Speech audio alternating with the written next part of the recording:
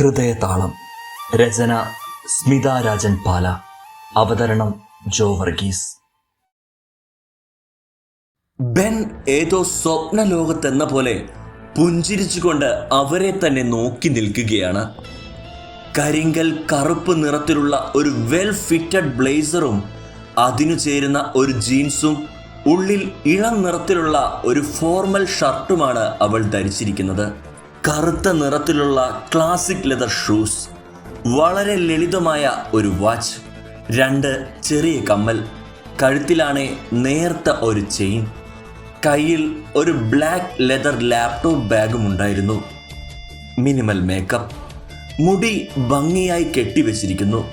ഓഫീസിൻ്റെ glass door തുറന്ന് അവൾ അകത്തേക്ക് നടന്നപ്പോൾ ഒരു പ്രത്യേക ഗാംഭീര്യം ആ സാന്നിധ്യത്തിന് ഉണ്ടായിരുന്നു. ആത്മവിശ്വാസം തുടിക്കുന്ന കണ്ണുകളും ചുണ്ടിൽ ഒരു ചെറു പുഞ്ചിരിയുമായി അവൾ മുന്നോട്ടേക്ക് നടന്നു.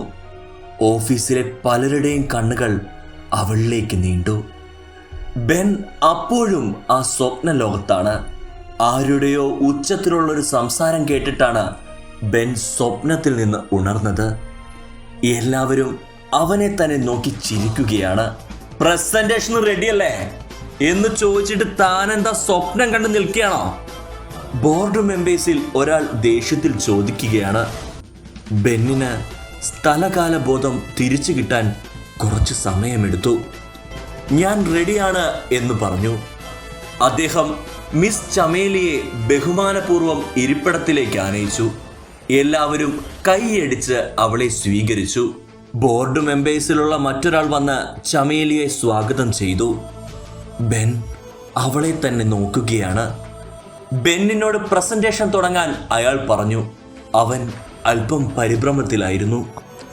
എങ്കിലും വളരെ മനോഹരമായി തന്നെ അവനത് പ്രസന്റ് ചെയ്തു. ചില കാര്യങ്ങൾ ചമേലി തൻ്റെ ഡയറിയിൽ എഴുതുന്നുണ്ടായിരുന്നു. അവൾക്ക് സംശയമുള്ള കാര്യങ്ങൾ അപ്പോൾ തന്നെ അവൾ ക്ലിയർ ചെയ്തു.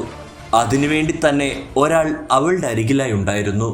ഒടുവിൽ അവളുടെ ഊഴമെത്തിയപ്പോൾ അത്യാവശ്യം ആൾക്കാരെ മാത്രം ഇരുത്തി ബാക്കി എല്ലാവരെയും പുറത്തു വിടണമെന്ന് അവൾ പറഞ്ഞു.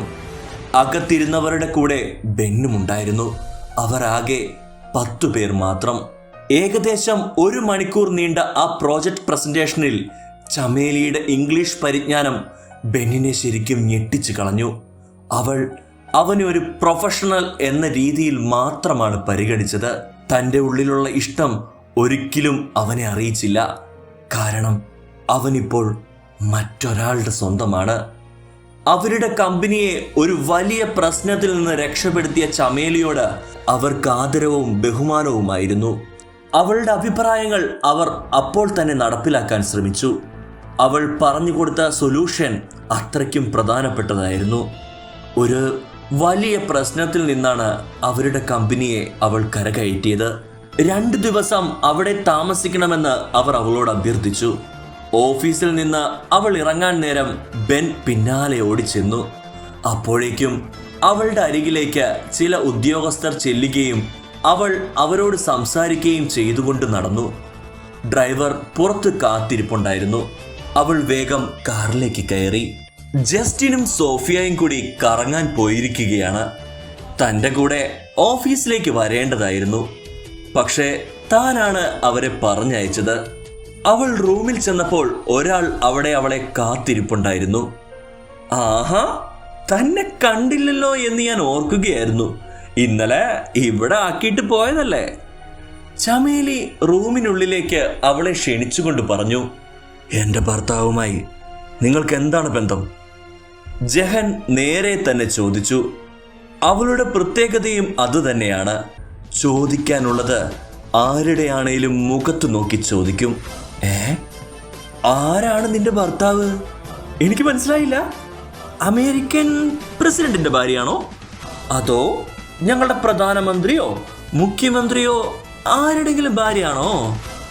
ഒരിക്കൽ പോലും നിങ്ങൾ ഭർത്താവുമായി എൻ്റെ അടുക്കൽ വന്നിട്ടില്ല. ഞാൻ ബെന്നിൻ്റെ ഭാര്യ ജഹൻ. അവൾ അല്പം കടുപ്പിച്ചു പറഞ്ഞു. ഓ, എനിക്ക് ഒരു ബെന്നിനെ പരിചയമുണ്ടായിരുന്നു. പക്ഷേ ഇപ്പോഴല്ലെന്നേ, പണ്ട്. അത് ഞാൻ പഠിച്ചുകൊണ്ടിരിക്കുന്ന സമയത്താണേ. ഇൻസ്റ്റയിലൂടെ പരിചയപ്പെട്ടു. പക്ഷേ എല്ലായ്പ്പോഴും സംഭവിക്കുന്നത് പോലെ തന്നെ അവൻ മനോഹരമായി എന്നെ കൂടെ തേച്ചു. അന്ന് അവൻ എൻ്റെ മനസ്സിലും മരിച്ചു. ആ പഴയ ചമേലിയും മരിച്ചു. മരിച്ചുപോയ രണ്ടുപേർ തമ്മിൽ എങ്ങനെയാണ് ബന്ധമുണ്ടാവുക?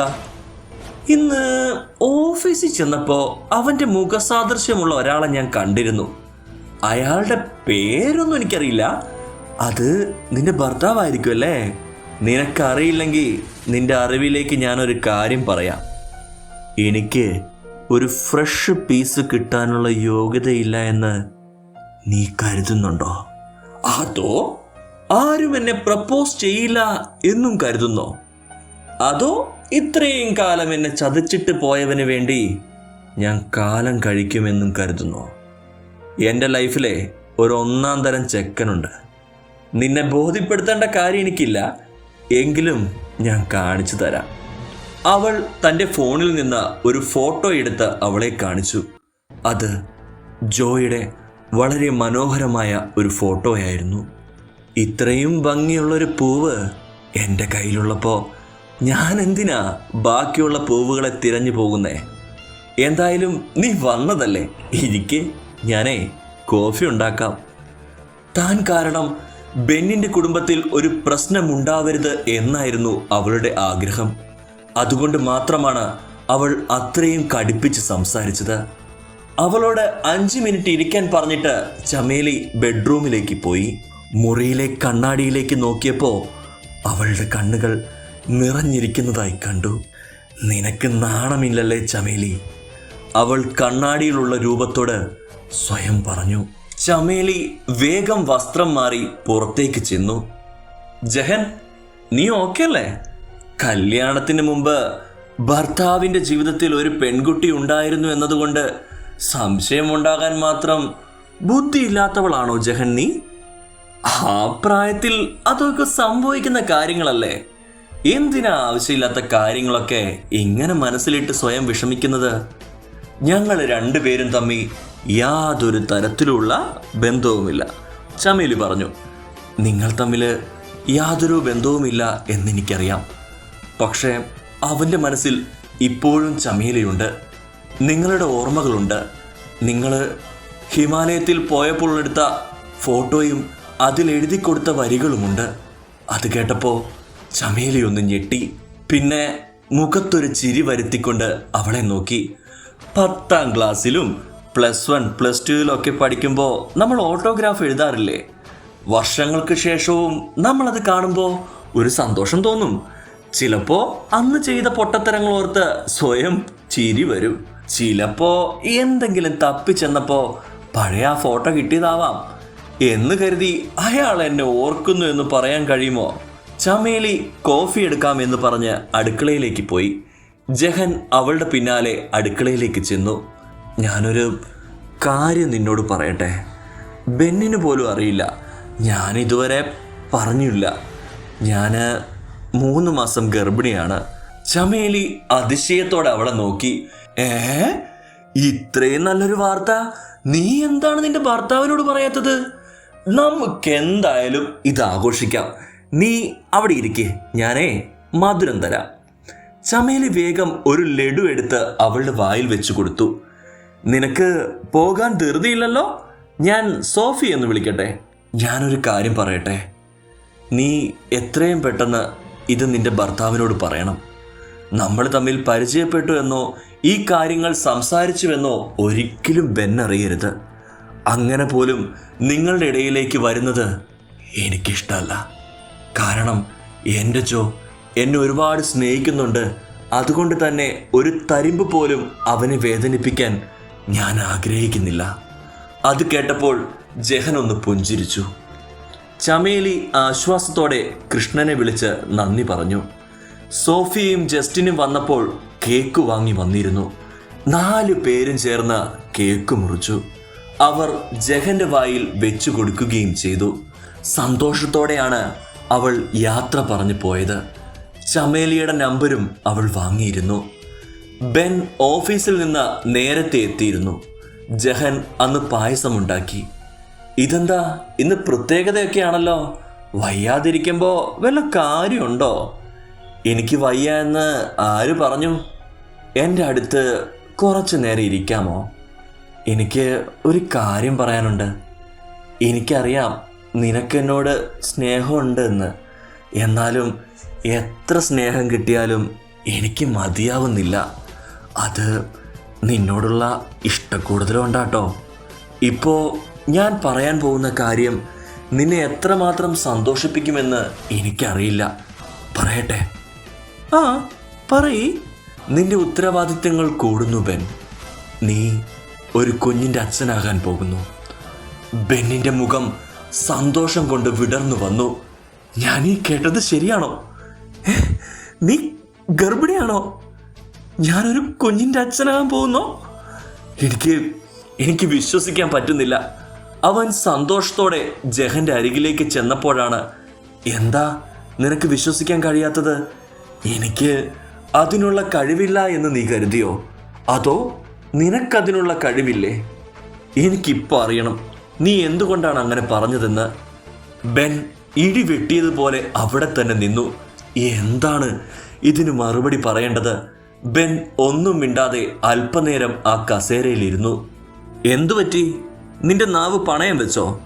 എന്നോടൊന്നും സംസാരിക്കാനോ ചോദിക്കാനോ നിനക്കില്ലേ? എനിക്കറിയാം നീ ഇന്ന് ഒരുപാട് സന്തോഷത്തിലായിരിക്കുമെന്ന്. പ്രസന്റേഷനൊക്കെ നന്നായി ചെയ്തു അല്ലേ?